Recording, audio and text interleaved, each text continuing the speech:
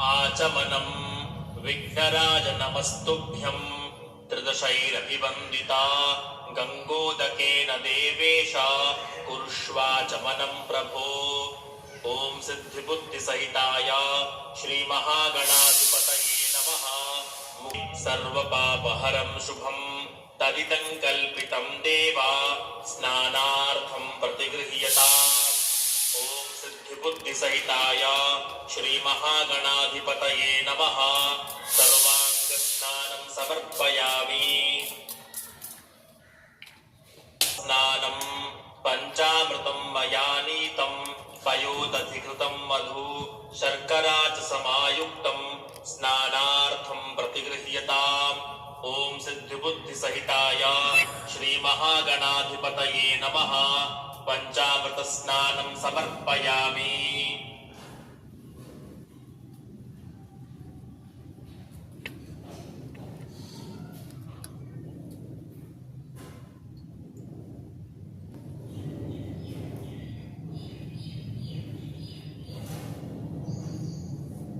कामधेनुसमुद्भूतं सर्वेषां जीवनं परं तेजः पुष्टिकरं दिव्यं स्नानार्थं प्रतिगृह्यताम्।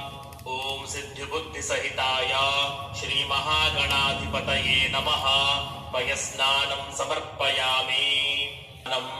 पयसस्तु समुद्भूतं मधुराम्लं शशिप्रभं दध्यानीतं मया देव स्नानार्थं प्रतिगृह्यताम्। ॐ सिद्धिबुद्धिसहिताय श्रीमहागणाधिपतये नमः। दधिस्नानं समर्पयामि।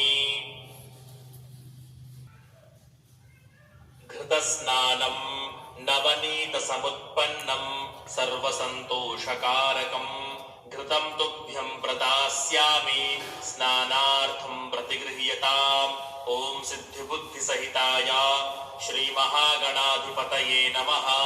घृतस्नानं समर्पयामि।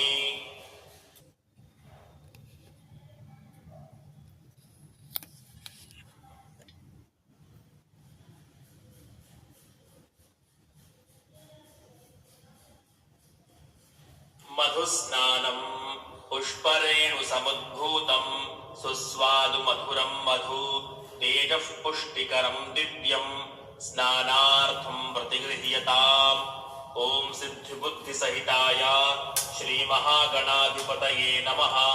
मधुस्नानं समर्पयामि।